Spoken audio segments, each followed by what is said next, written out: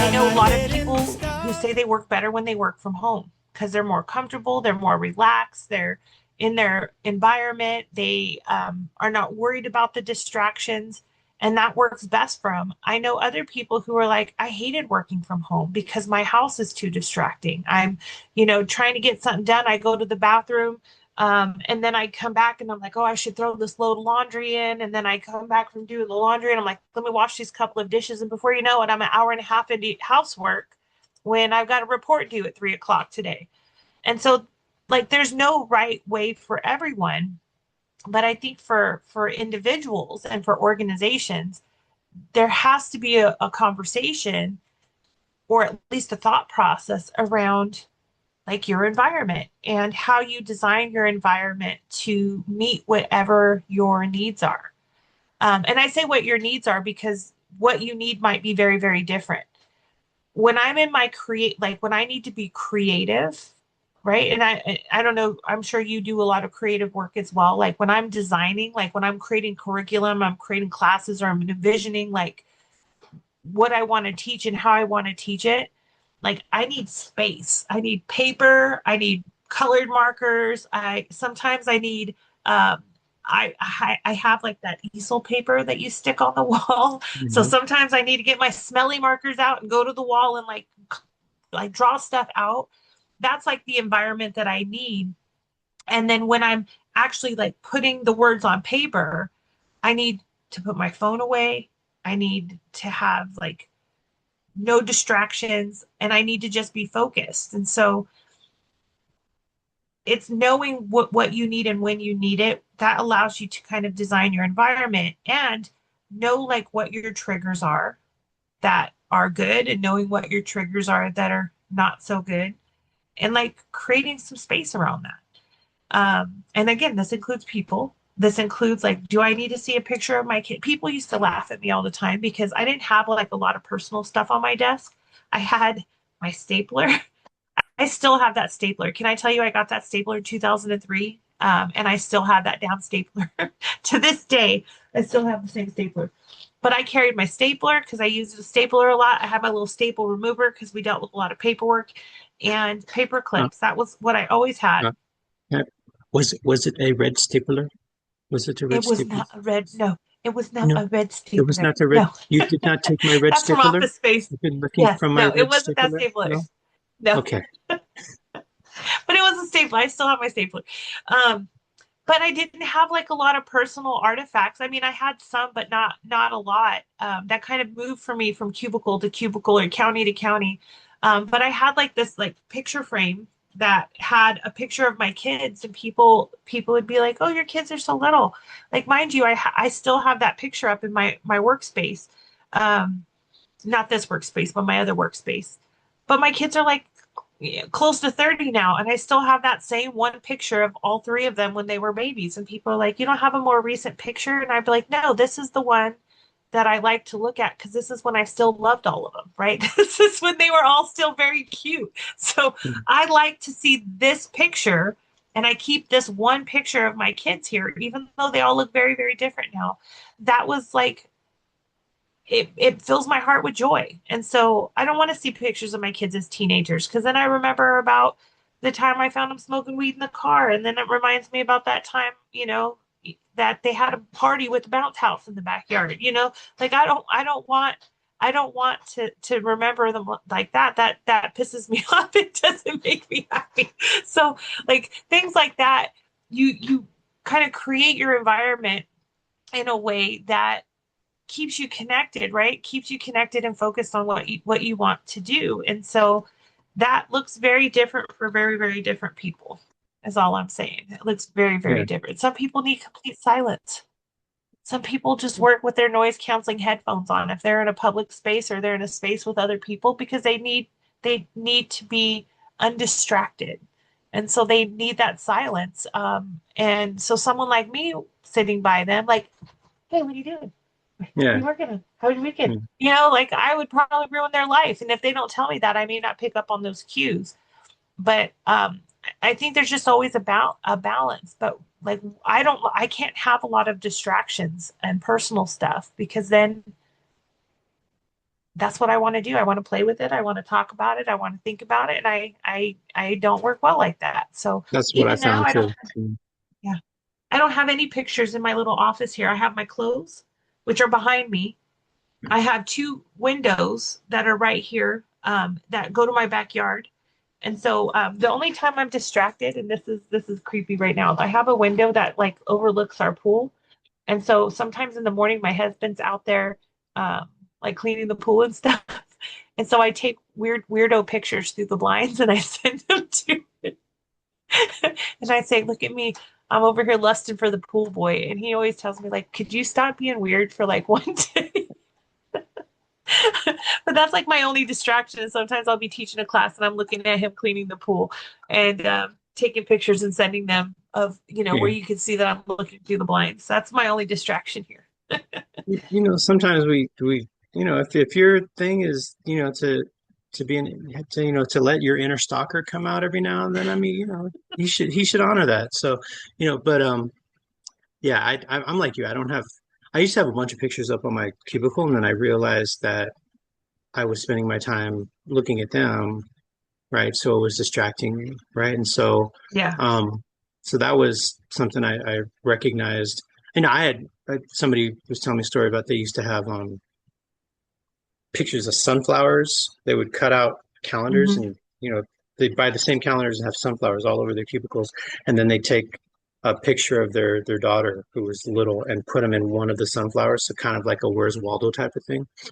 And Yeah. it was, so I mean, that would attract other people. Hey, so where's your daughter this week, right? But sometimes she'd Hmm. have her clients come in. Oh, my worker told me that you had, you're such a cool cubicle. Can I look at? Oh, and so she was getting, she was having other people come in her cubicle uninvited because her cubicle was, she'd set it up for people to be able to see things, but then wasn't able to create that boundary, of, hey, look, this is my cubicle. Why is it working for me and no one else, right? So she just ended up having one wall of sunflowers and then one static picture of her daughter that she could look at, and it kept the traffic away, right? But just thinking about sometimes what we think is right or what other people do, we try to do, and it doesn't work for us. And what other people do in those situations is, like you said, when someone pops in, hey, knock, knock, like in a, what you call it, what's that show? Big Bang Theory. Tiff. Hmm. Tiff. All right. And so and then what happens when they come? Hey, are you busy? And then that person says, no, I'm just working. Go ahead. What do you need? And they keep typing, and they're not turn around to make eye contact with you, and you're trying to talk to them. That's unfulfilling as well, Right. right? And so we think that we're giving those people time, but we're not actually giving those people time. Right. And so it's not a workable solution, but we do it so hopefully we think that person, and sometimes people don't even recognize that their own needs are not being met, right? And so it's important to recognize what works for you and how do we manage that effectively. Hmm. So that's in the workspace. But then, like you said, at home, we it's a different animal, right? I mean, you have your TV, I mean, I've got my coworkers sitting here right now that just came out on the couch. Here's one, Hmm. here's Coco. Say hi, Right. mamas. Hi. Mamas. Hi, You know, Coco. Yep. and uh, and so they're sitting there watching dog TV, and Right. but it's something where we're always distracted. I mean, got dishes to load, right? Got my backyard, hummingbirds, right? Squirrels, right? Just all those different things. With if my wife needs me to do something, or if she has to walk through, or my kids have to walk through, let the dogs out, whatever else it is.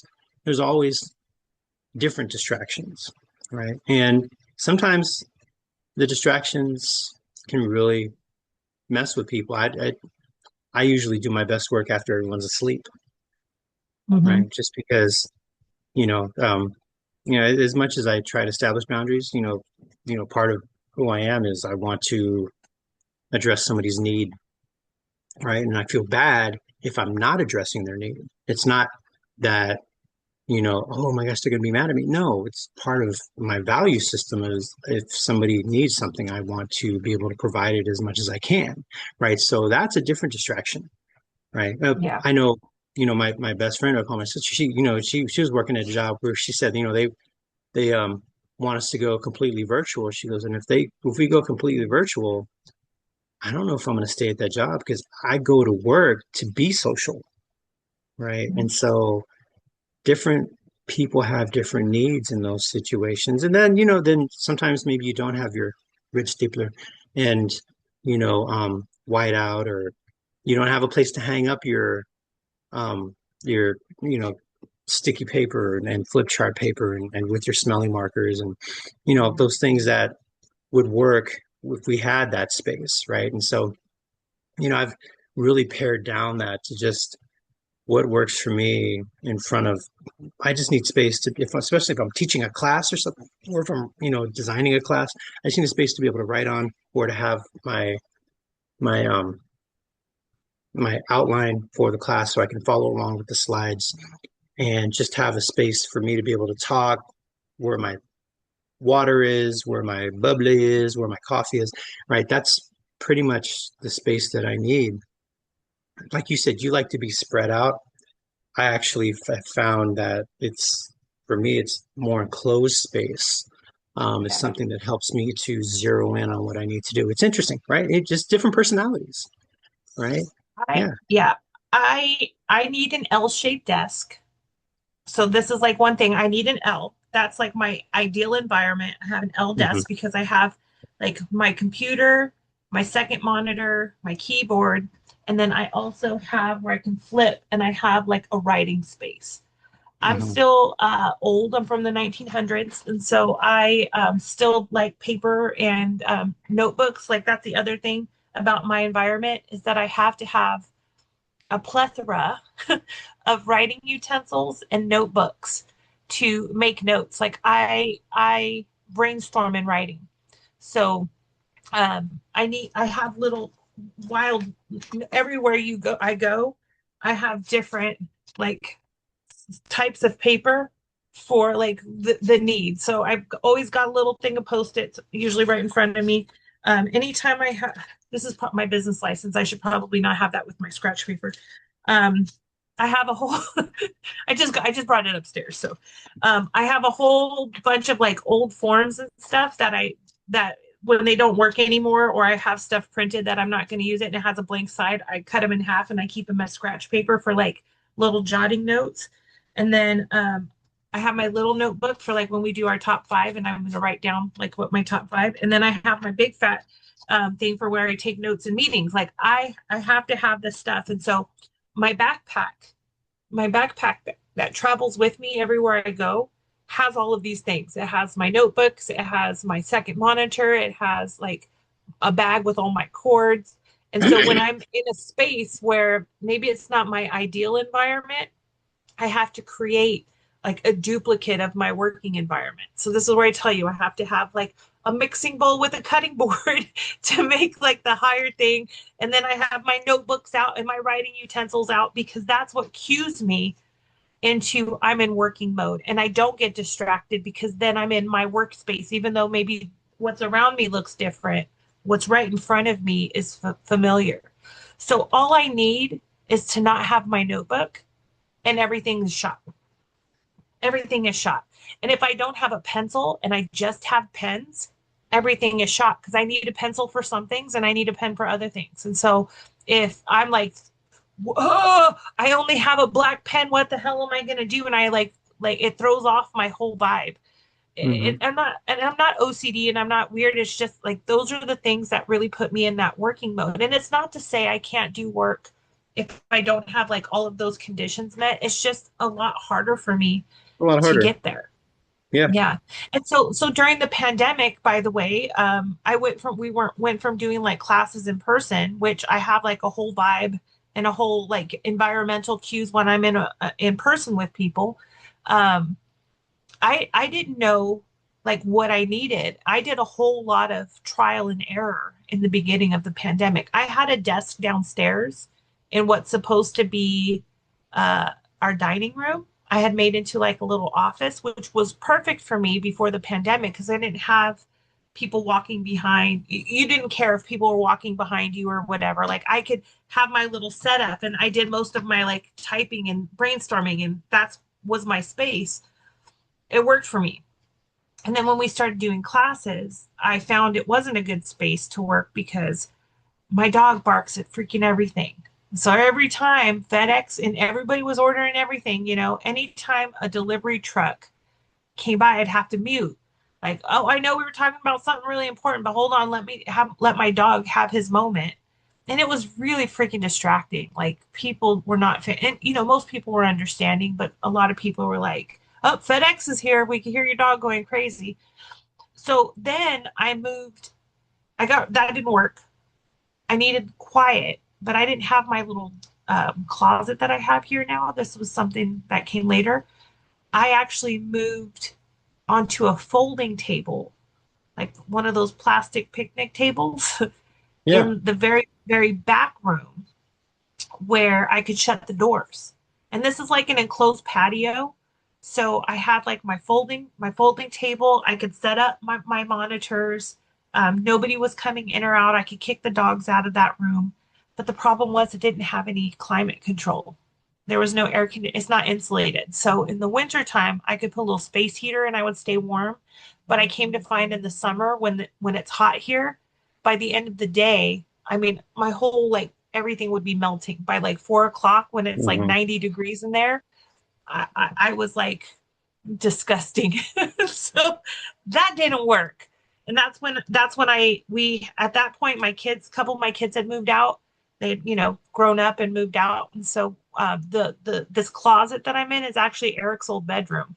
That we kind of converted and redid the space. And then I'm like, that's perfect for my closet. And then I Yeah. and then I saw this little corner and I said, I could fit an L-shaped desk there and I can have this room private and quiet. And now everybody knows when I'm in my office to leave me alone. If the door is shut. If I'm in here and the door is shut, then don't bother me unless somebody's dying. But if my door is open, they know they can come in and chat with me. That's kind of like that. That's my sticker on the back of my chair. That's my ducks. If the door is open, come in. If the door is shut, um, I'm busy. I can't be distracted. So I'm writing a book. I don't know if you know that. I think we've talked about that. I'm Yeah. writing a book and my Yeah. writing comes in like little spurts. And so when I'm on a freaking roll, I shut the door, like nobody talked to me. And I get a lot done in a short period of time when I'm focused. So What is your So do you get like inspiration? Is there a specific place or when you're doing a specific thing, do you get inspiration for your writing?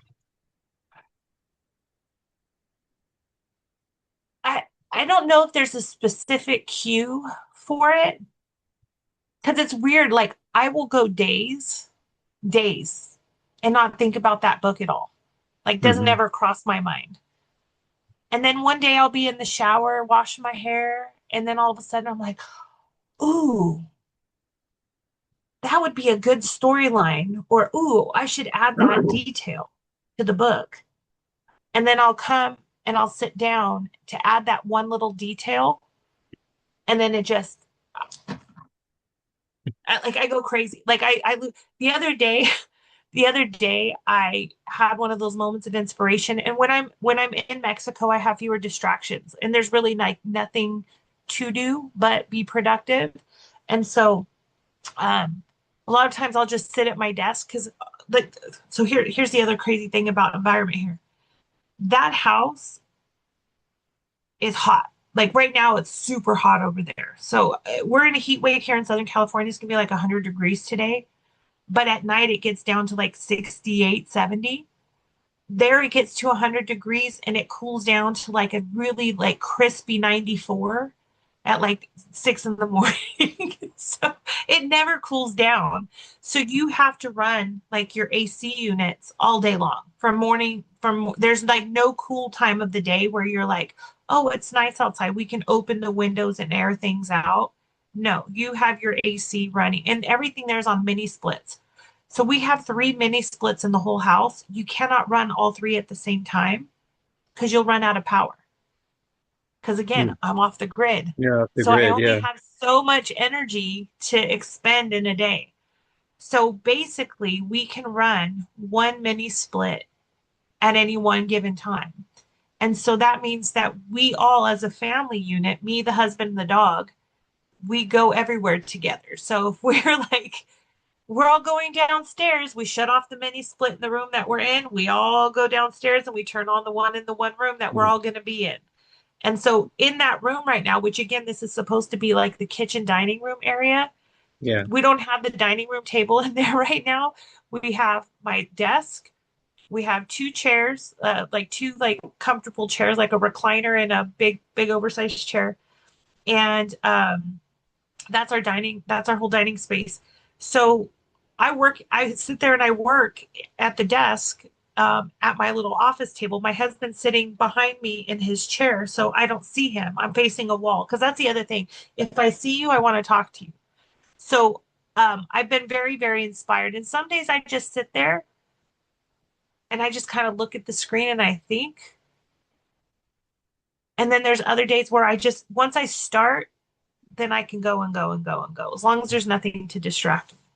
So I haven't written in about a week, but the last time that I was sitting, because I'm doing like a story within a story within a story, I have like four stories within this book, and I've got one and two done.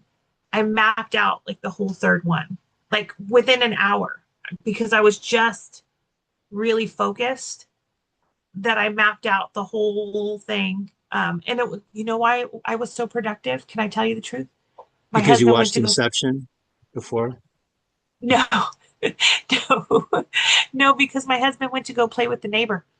Oh, They went to go do outdoor stuff. And so when he nice. left the room and I was like by myself, I was like, oh, I'm gonna go, I gotta get this next story mapped out. Let me do this real quick. So by the time he came back, I'm like, let me tell you real quick about this story. And I'm like, so I have to just sit and write it. The whole story is told, which is very different from the first story I wrote because I kind of made it up as I went along. And this time I thought, no, I didn't know where it was going until I got there. This time I want to have a plan. And so I planned it way, way better. And I'm really freaking excited to write it Cool. someday, Cool. someday, not today, You got a story within a story within a story within a story. within a story. There's four Just stories in my one story. just don't go to limbo. Limbo is No, bad. Yeah. no, no, there's no limbo. There's no limbo. Okay. There might be a Lambo, depending on how rich I make this next person, but there might be a Lambo. Right? Yes. So Mhm. my inspiration comes from the shower or Shower, yeah, or yeah.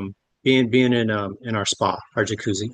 I whatever water does to me, I think it just relaxes me to the point where I'm not thinking about crap that has to get done, and then all of a sudden creative ideas just come flowing out. And so it's that's when I wrote my first book, or when I started writing my first book 20 years ago. It was after being in the shower and having a day of nothing where I got in front of my computer and just pounded out like pages, right? And so, Hmm. Hmm. yeah, and and so that was definitely, I've just found that that's been my place where I've been able to, that in the shower, in the spa, or on like a exercise bike or elliptical, somewhere where I am not not needing to focus on what I'm doing, right? So that's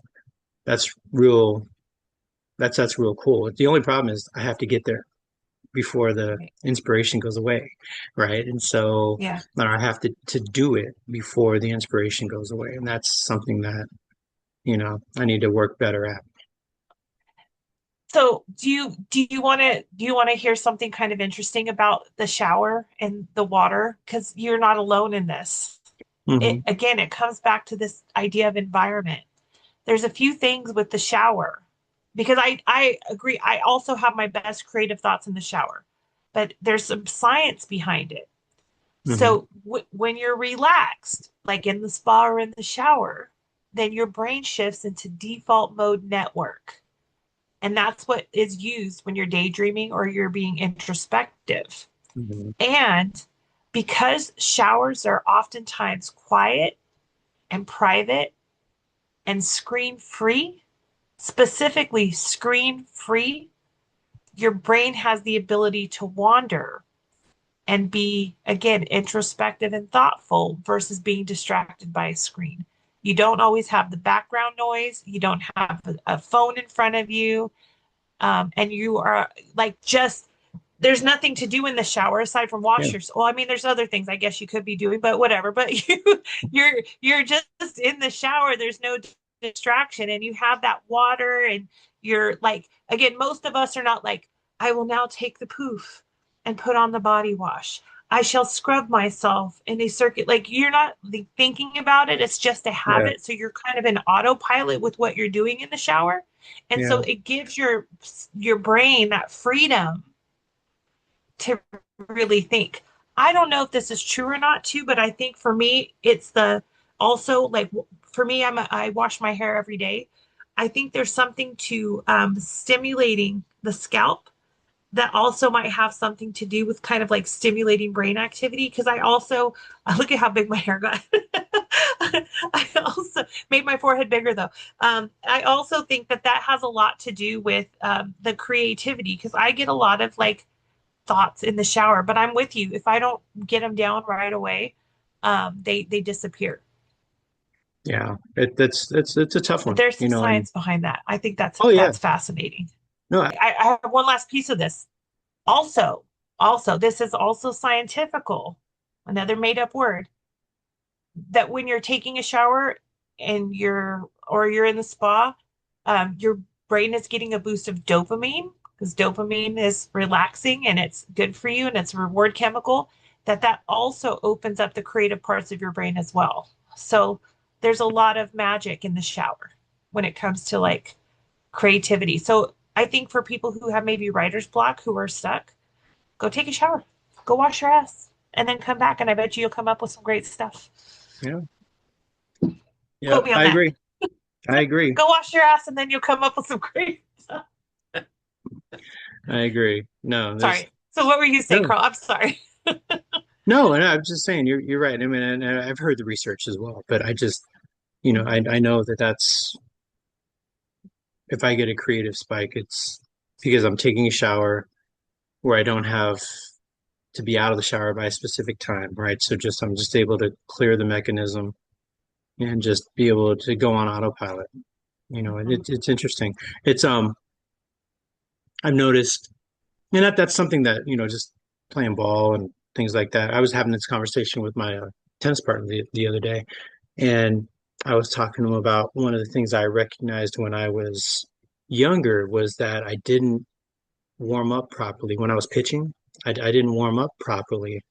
I would, you know, throw pitches until I felt like I was warm, until I was throwing the strikes that I wanted to. And then I'd go out, you know, and pitch, and I could go a couple innings, and then I kind of hit this wall, like the second or third inning, right? And I'd be like, wow, you know, I'm tired. But then if I persevered through that, if I broke through that wall, the third, fourth inning, whatever it is, the rest of the time, I was just I was flowing. I was through in a flow state. You know, people talk about that runner's high. Once you pass Mhm. the wall, then you're just cruising along. And so I recognize that I do that when we play tennis. The first set always is not my best, you know, and I suck in the first set. The second set, I'm much more in my flow state. I feel more comfortable. I play better. Everything that I want to do seems to be able to happen to a point because I'm just not that good. But you know, but then until I get physically tired. And so, you know, I was talking about that, you know, the power of endurance, right? It's such an important thing. You want to work up that sweat and work up that lather. And if you can get past that wall in warm-ups, this is for all you you know, athletes and exercise nuts out there. You can work up that sweat and get work towards where you're almost past that wall. before you even start whatever you're doing, the rest of it will be a flow state until you get tired. So what do we have to do? We have to get in shape to be able to allow that flow state to last longer, Mhm. right? And I know if I would have known this when I was younger, I probably would have been more interested in doing the laps and running the poles that I was supposed to. I hated every minute of it, but if I would have recognized that that's what's going to help me get into the sixth inning, the seventh inning, the eighth inning, right? Um, that I would have done that more. And, Right. and and I would have put less strain on my arm because I wasn't overthrowing when I'm tired. That's the thing. When you're tired, you strain. And so, just recognize, I wish I would have been more into the endurance, more into um, recognizing that it's okay to be tired because you're prepared to be tired and to keep going, right? So that's, I don't know, if there's any, gosh, there's any wisdom I could share. I stopped coaching, 15 years ago, but I mean, if there's any wisdom I can share to any parents who are coaching their kids, you know, really the endurance piece of it is such an important thing. It's not about being arm tired. It's about, making sure that your legs, your endurance is built up, whatever it is that you're doing. Because when you get tired, you start straining to get to the end, and that's when people start getting hurt. So Mhm. that's a little, Though I little think, tip. yeah, I think that that also equally applies to like brain work. Yeah, Like I'm not an yeah. athlete. I can't ever say I've been an athlete, but there is a flow that you Yeah. get into. There was a book written about flow. It's probably called Flow. I Hmm. can't remember what it's called off the Yeah. top of my head right now. Um, but there is some science behind being in that flow, and that's why again creating the right environment where you can get into that space of flow where you're just really engaged in what you're doing. You're warmed up, you're being productive, you're being, you know, accomplishing what your goals are without interruption. That can be really, really magical. And I think that's where most of our best work comes from. Mm-hmm. It's hard to get into that flow when we're distracted. It's hard to get into that flow when we're not invested in what we're doing. Like when I'm writing the book, because I think it's because I don't have to write it, I get to write Yeah. it and I'm Yeah. excited about it, Mm. that when I'm in that flow, I'm like jamming. But when it's something that's optional for me, like I don't have to do it, but I can do it, I Mm-hmm. don't get into that same set of flow. If it doesn't feel rewarding for me, I have to create a sense of urgency. I'm Mm-hmm. very, very timeline driven and I'm a bit of a procrastinator. And by a bit of a procrastinator, if you look up procrastinator in the dictionary, my name is right next to it. Um, but My picture's listen, above it. Yeah. Yeah. I justify it and I say it takes a bit of pressure to create a diamond. This is how I justify my procrastination, but it works for me. Can I just say it works for me? If it didn't work for me, I probably would find a different way. So I have to create like a sense of urgency with timeline. So I'm like, I have to have this done by Friday. It'll be done by Friday. I might start it Friday morning, but it's gonna get done. Yeah. And I think that's part of like creating that flow, even in the way that we work, is how do we create even the mental environment for I'm tired, I want to quit right now, but I can get into that flow. I can get into the conditioning of being productive if I Yeah. set that environment. And that. I love me some James Clear Yeah. from Atomic Habits. And he has a really good quote, and I'm going to pass it back to you right now. But one of the quotes that James Clear has is if you want to change your behavior, you have to start by changing your environment. And Mm-hmm. so, again, this is all about recognizing when you can get into that flow, what's keeping you from that flow, what do you need to do, either like physical environment, mental environment, social environment, to get to that place where you need to be. Yeah. So go ahead. I'm sorry. I No, keep cutting you off. no, no, you're good. I mean, and that's an important thing, whatever you're doing, whether it's athletics, it's work, right? I'm in a band right now, and we just had a conversation yesterday where, I said there's a certain place where, in certain songs, if we go too fast, my breathing doesn't. I'm not I'm not a instrumentalist. I'm a singer, Mhm. but I'm a singer who has rhythm, and so I'm when I'm in a flow state, I'm I can do pretty much anything I want. But when, the rhythm gets a little fast and I'm used to, a space where the rhythm is, um, if I'm not at the right rhythm, I feel it in my breath work. I feel it that I'm Hmm. not hitting a note, if it's too fast or too slow, right? Right. My my body has conditioned myself for each song when to take breaths, right? And Hmm. um and so I find myself straining, not hitting notes that I normally would. And so we had that conversation yesterday where, and I just told people, I said, I don't want to sound like a diva or anything, but, and you guys may not understand this if you're not a singer, but there's a specific range in terms, I know we will play fast, we'll play slow sometimes. Usually in a gig, the tempo will always go faster. And so, just because of the adrenaline rush of playing a gig, Right. right? And so, that's fine. But when it gets too fast, I don't my body starts straining and I can feel it, Right. and I blow my voice out, or I don't hit a note I want to, and so I just had that conversation yesterday, and our drummer, who's a friend and a good friend, just looked at me Hmm. like, oh, I never thought of it that way. I'm like, yeah, well, yeah, I mean, because if you're not someone who sings, then I mean, what do we do when we're, I don't know, whatever, just even when you're teaching a class, what are you focused on? Getting what I need to get out, when I need to get it out, when I need to put people in, conversations, how often, how long should I make that Hmm. conversation last, and those things like that. So we focus on ourselves and getting to the next milestone, which is effective and important. But how often are we working together in a band? You're a team. You have to work together. You can't just play your Right. individual notes, right? When you're out on the ball field, you work as a team. You can't just, do your job, which is great, but why is your job important to, for the next person or for the other people, right? But just even individually as a trainer, do your job. But do your job is, how are people feeling? Are they engaged? Do we need to take a break? Do we need to take a break? Are we at our normal break time?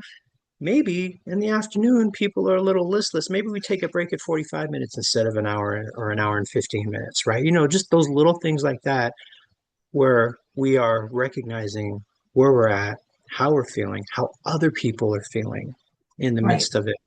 It's so important. And so one of the things that you were talking about, environment, we talked about work, we talked about home, but then also, just the hybrid environment in terms of having meetings, right? I Hmm. mean, it's such a challenging thing, where I see some people, I've done some trainings, I've been in some meetings where some people are in a conference room and other people are joining virtually, right? And so it really can cause challenges. I know I've had some leaders who tell me, when's the right time? We've had coaching sessions where, when's the right time to do this, or I'm worried about my engagement and those things like that. It's such a complicated situation. It's not complicated. It's just a new wrinkle. And if it's not something that you're used to doing, like we said, we're creatures of habit, we may see that wrinkle and our brain might reject it because our brain wants to continue that Right. homeostasis, right? And so, I had a conversation with somebody, and then I've heard that, where some people, they say everyone, for having a hybrid meeting, everyone joins from their desktop, right? So they're not in the meeting. Because I mean, think about it. If you're in a meeting with me, Tiff, and then you see you're joining virtually, and I'm in a boardroom with somebody else, and then all of a sudden you're saying something, and I put myself on mute, and I'm looking, and I'm like,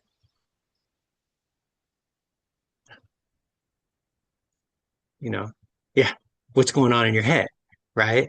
What is he doing? Did he hear Hmm. me? Was he laughing? Did somebody say something about me? you know, and Right. and so people truly get FOMO. People truly get Hmm. FOMO if they feel like they're missing out on something that's happening in a room. And then also, there's proximity bias that is hard to miss, because proximity bias is, I see everyone here in the boardroom. I see you on a screen. How can I, how can my brain, how can I trust that you are working as hard as we are in the Right. office? Because I can see those folks, right? And even if you're productive and you're doing things, oh, well, she's probably just doing it in a rush and then, Hmm. going to, Depo de Casa, right? Or whatever else it is. So our brain Right. wants to go there, when we have lack of information, we make shit up, just like we've talked about. Right. So, Yep. FOMO and proximity bias are two huge things when it comes to hybrid settings, hybrid work environments, and in meetings. So make sure we're inclusive. If we don't have to join, everyone has to join by desktop. But if somebody says something, oh, well, I'm sorry. Tiffany just mentioned, what you were saying. She made a joke, about how that happened to us a couple years ago. Just so that person's included, right? Right. And they always feel like, they're part of the team, that they're just joining it in it from a different place. And that can be Yeah. really, really helpful. And that can make the work environment be better. Another thing is, what are some things that we can do if some people are working from home and then some people are coming into work, right? I had a coachee who's a senior leader at a state organization, and we were talking about having staffing meetings, one-on-one meetings. And she said, "Well, staffing meetings never really go well," and so so we just kind of canceled them or postponed them. And I said, "Well, how are you doing the staffing meetings?" "Well, we're meeting virtually, and it's just different." I said, "Okay, well, how often are you in the office?" "Well, we're in the office 2 days a week." I said, "Okay, well, what happens when you're in the office?" "Well, that's when all my staff comes in and hands me stuff to sign, and I'm signing stuff all the time, and then we have a staff meeting, but then I'm just signing papers for 2 days because that's when they get the approvals." I said, "Okay, well, is that something that has to be done in person?" "No, I guess not. I mean, I have DocuSign." I said, "Okay, well, you know, what makes them come in?" "I don't know. It's just the way we've been doing it." I said, "Okay, so what if you were able to switch? What if they were able to send you stuff to approve on your work from home days, and your work from office days, you have your staffings with your staff?" "Well, yeah, but there's six of them. That'll take up a whole day." I said, "Well, if you're having Make it all day. staffings every couple of weeks, what if you have two on on a Wednesday and two on a Thursday, and then the next Wednesday you have the other two, and then so you're rotating, and then you have your staff meeting on the Thursday. That way, every 2 weeks, people are meeting those standards that you set." "Oh, I guess I never thought of it that way." It's like, yeah, well, I mean, give it a shot, see if it works. It totally worked. And she, definitely was using that.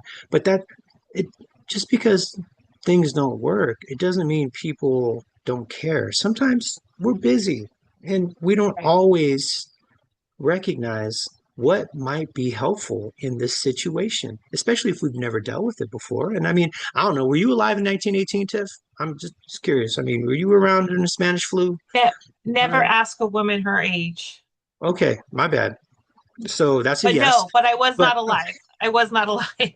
so if you weren't alive during the Spanish flu, then this is a once in a lifetime issue in our country, Right. right? I mean, a once in a lifetime pandemic that we've had here. It totally changed the nature of our daily lives, personally, work, relationships, environmental. It Right. changed our lives, and some people are still coming out of it, right? And so just recognize, just because we've done something doesn't mean that we can't do something else, and that it's okay. It doesn't mean what we've been doing before was wrong. It's just sometimes we're in different environments, right? Yeah. So And I that's, really, yeah, I agree with you. I would yeah, say here's the other thing about environment is it's not always player's choice. Okay. Like you don't always get to have exactly what you want and you still got to make it work. And so maybe your environment isn't ideal. And let's not just focus on what's not working, but what can you do? Like again, I can't control if my company wants me to work hybrid or not. But what I can do is figure out how to make that work for me. right, Maybe I prefer one-on-one meetings with my boss, but all I have the option to do is Zoom. How do I make that Zoom work for me? Right. And so we have a lot of power over our environment. I hear a lot of times people, I don't like online training because I get too distracted.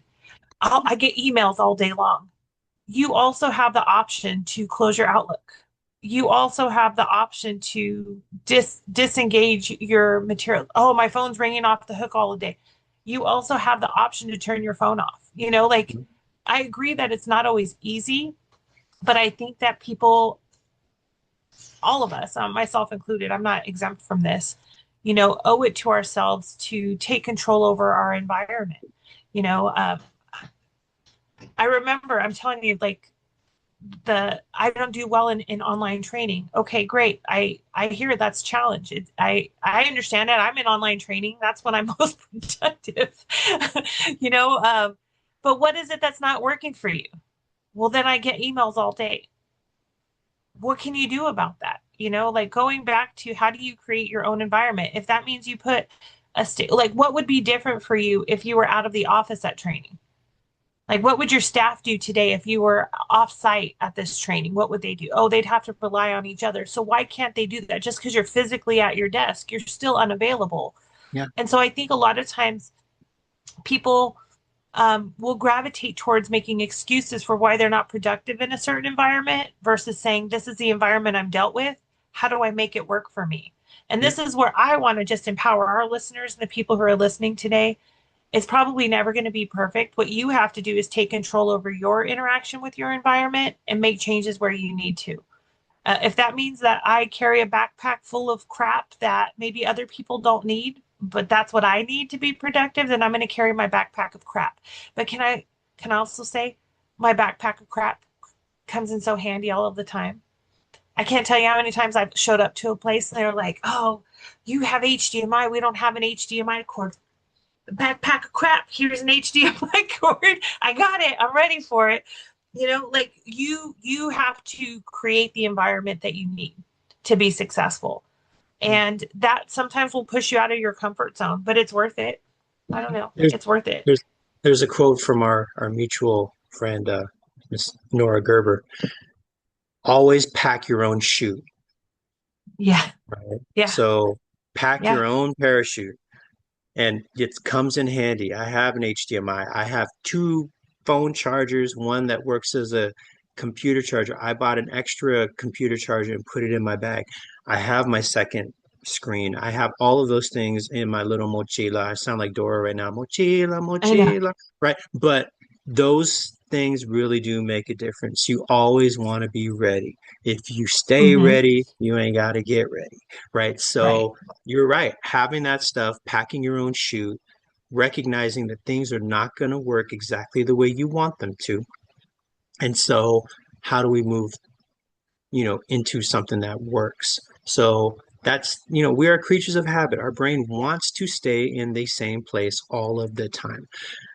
When we recognize that that is a condition of safety and that we are not in a safe environment, you know why we're not in a Mhm. safe environment? Because we're living in environments with other people who have different ideas, different means, different ways of keeping themselves safe, right? So Right. we do not work and we do not live in predictability.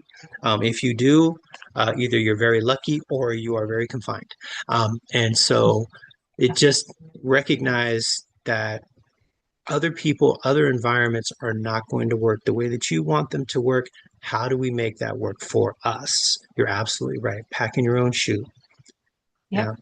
And just knowing what you need and taking that with you. Yep. I again, I know I need, if I'm going to be creative, I need paper, I need a pencil, I need a pen. I carry that stuff with me. Just I never know when I need to take notes. I never know when I'm going to have a thought. I never know when I'm going to have a good idea. Like I keep my environment. I am a nomad. I am not in any one place more than, I mean, I was just 6 weeks in one place and we were kind of reflecting on that. I have not been in one place for 6 weeks in several years. In several years, 6 freaking weeks in one spot.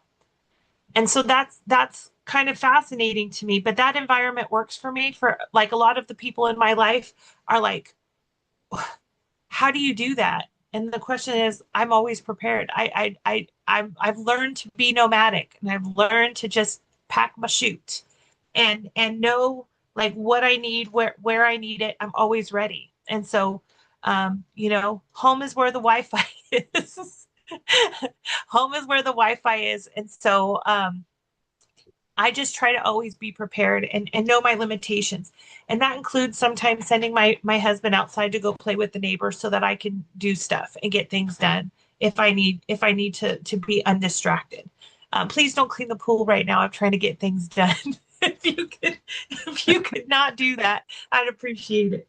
So Not I being advocate cabana for what boy. I need. Yeah, Yeah. yeah, my cabana boy. But home is where the Wi-Fi is. And do you know what else is on Wi-Fi? Hmm. TED Talks. Ooh. So can we end with a top five, your top five favorite TED Talks of all time? Yeah. Okay. You want me to go first this time? Okay. You can go first. I came up with the great idea this time, so that means you All have right. to go first. Because usually, Okay. by So, the way, almost all the good ideas are Carl's. I just kind of roll with it, but I had a good idea this week. so I have a few different um, TED Talks videos that I utilize. They're not all from the TED organization, but there are some It's wonderful TED okay. Talks. The TED Talk on the cartoon that they created on stress and the effects of stress is one of the most informative um, and scary cartoons you will ever watch. It's a 4 minute video. It's the effects of stress on your body. And it really is an eye-opening conversation when we have stress management, in wellness classes. It's something that, and then I share with other people, friends and family, right? Um, Also, the 30 seconds to mindfulness is something that I utilize in my stress management class, where you can be mindful at work, just being able to focus on something in front of you. This is a pen, and just do that two more times. It's called the 3 by 3 method. It can be really helpful. Um, and then the danger of a single story from Chimamanda Ngozi Oh, Adichie that's a good one. is Good really one. important about having that thought in your head about the assumptions that we make about people, the information, where we get that information is, where that information comes from, and how it affects the way that we interact with people. It's super, super powerful, That's a good one. right? Mhm. Yeah. And then your Sean Acor, I know you're going to share later. The happiness the advantage. He's pretty awesome. Drew Dudley, lollipop leadership. That's a great one. But then That's a there's good one. also some non-TED that I want to shout out. Bob Kelleher does Who's Sinking Your Boat, which is Hmm. about engagement. It's another cartoon, and it has some wonderful stats on engagement and some wonderful, helpful advice on engagement. It's usually updated every time that Gallup releases the engagement survey, except that now Gallup's been doing it every year. It's Hmm. been updated about 5 times since I've been part of it, but there's the stats are old on it. But the current engagement stats are old, but the information is relevant. Um, and then there's a video from the UK called Trauma in the Brain. It's another cartoon, but it really is it's an 8 minute video that breaks down what happens when people experience trauma and what Hmm. happens when they are in trauma mode. And the feedback I get from folks is this is the best video that I have, right? Because now they understand why we go into survival mode, what happens in our limbic brain when we come across things that are unsafe, how we shut down, how we react, how we forget things, right? And so it's powerful. So it really you just have to deal with a little bit of a Scottish brogue, but you know what? If you have closed caption, you can read that shit. Don't worry about it. It's a great video. Um, and then another one that you and I both are familiar with is What Kind of Asian Are You? Right? Which is something we use when we talk about microaggressions, Yes, right? that's a good one. Kind I of forgot a about that one. powerful. That's a good one. I'm not going to spoil that for people who haven't seen it, but go ahead and watch that shit. And the last one is Validation, which is a Kurt Keating video. It's a 15-minute video, but it talks about the power of positive thinking, positive thoughts, validating people who may not be used to being validated, and how it really can make a difference in the lives of those folks that you interact with. But just appreciating folks, right? I use that when we talk about appreciation, recognition, um, at the end of series. It's something that it really just it usually brings tears, but it also really shows the power of appreciation. So I know that's more than five, but I had to All shout right. out some non. Oh, and also leanin.org. Fred Kaufman talks about difficult conversations. That dude is amazing, right? So leanin.org, how to have a difficult conversation. That's conflict resolution 101 right there. So, So many good ones. Now I'm like, oh man. what kind of Asian are you? I remember when I saw that for the first time, and my first thought was, oh my God, how do I put this into a bias class? Because it's perfect. It's so ridiculous. It's so I know ridiculous. exactly where to put that. Yeah. Exactly, exactly. So it's been one of my favorite ones. Okay, so I have a top. I might keep it to top five. I don't even have. I almost always cheat on these, but I'm gonna go from five to top. The number five though is cheating a little bit because it's not an actual TED talk, but it's a five-part series. But to me, it's very much kind of shaped like a TED talk, and that is Brene Brown's series Atlas of the Heart. That's on Max, HBO Max. Um, it is really, really fantastic. I have made my kids watch it. I've tried to watch it with my mom. Like, it's just really, really great when it comes to like emotional intelligence and finding like the vocabulary to talk about emotions, which is where many people struggle. So, Atlas of the Heart. Number four, coming in at number four, is The Happiness Advantage by Mhm. Sean Aker. Love that video. It's an oldie but goodie. So much good information in that. Love it. I also love 10 Ways to Have a Better Conversation by Celeste Headley. Really great for communicating and talking to people. Again, it's an older video, but it's so, so, so relevant still today about some ways that you can connect with people in a more effective way. My number two is Own Your Behaviors and Master Your Communication by Louise Evans. And she talks about these chairs and how basically, as humans, we can't control Mhm. like other people, but we control how we respond. And that it's just a really nice way of kind of being able to visualize like stimulus and reaction and how you have the power to choose a different reaction based on the stimulus. And so I really love that one. And Funny my enough, funny enough, I uh, saw that in a series. Funny oh, enough, I saw that in a series I was teaching devised by this awesome, curriculum writer. So I'm just throwing it out there. Yeah.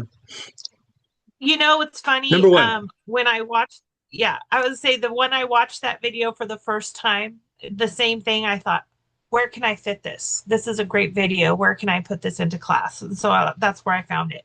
Okay, and my number one is Ditch the Drama by Cy Wakeman. She was also in my top five leadership books, and I love her so much. But Ditch the Drama really is about the power of self reflection and not being so dramatic, getting out of the BMW, the bitching, moaning, and whining, and getting into something more productive. And that one, 10 out of 10. That is my favorite. Even though I will say she does say the word supposedly, and that pisses me off every time I hear her say supposedly, but she's also from Nebraska, so I forgave her. So that's all. Ruined it for the first time. Like it was such good content, supposedly. Um, I let it go. I've forgiven her. So that those are my favorite TED Talks. I have so many other videos that I love, but these are ones that if I can find a way to make them fit with the topic, or I have someone who's got like a challenge, I'm like, you should watch this video. Those are my go-tos. But I love some of the ones you brought up Okay. too. Okay, I do have an honorable mention. Greatness by David Marquette. Greatness. That's another one that I love. Greatness. I'll send that one to you if you want to. I want to watch Greatness. the one that you said. The one that you said about validation. I'm really interested in that one. But Greatness by Dave Marquette's one of my favorites too. Yeah, absolutely. Well, I will watch that this weekend, supposedly, for sure. So. So Yes. don't do that. Don't do that. You'll get killed. All right. I Well, still, I every time I watch it and that part's coming, I'm like, don't do it. Say it different this time. Supposedly, I'm like, oh, you were on such a roll. It's that's like fine. I say stuff yeah. wrong. What was the one? Intentionally. I always say intentionally. That's not a real word. Well, it's irregardless. You don't have to say you don't have to Oh put the no. year in front of it. It's regardless. Yeah. Yeah. Yeah. Yeah. But I'm not a grammar Yeah. snob, so well, I'm I am. supposedly not a grammar snob, so I just make up my own words. I don't know. yeah. I don't know why that one bothers me. I'm letting it go. Look, Okay. it's gone. I'll never Thank think you, about it Elsa. again. Thank you, Elsa. Yeah. Appreciate it. All right, well, Yeah. I'm gonna go watch some dinosaurs. So I in know. 4DX. So cool. I'm gonna go eat $5 sushi from Sprouts because it's Wednesday. And on Five Wednesday we dollar eat $5 sushi. sushi. But Mm, listen, I'm looking forward to seeing you next week live and in person for the 2025 Tribal TANF Conference. Me and Carl will yeah, be there, taking over Pachanga Resort and Casino, doing big things. So yeah, if you're there, come say holla. Holla at a playgirl yeah. and a And boy. we're gonna, Holla at a playgirl and yeah, boy. we're gonna be open to interviewing. And so, we might have some interviews. We'll figure it out. I know, we'll All right. figure it out. Well, until then, I'm Carl, And I'm Tiff, and keep it real, supposedly. supposedly. We are stupid. We need to stop that. Okay. I know. Bye, y'all. Bye.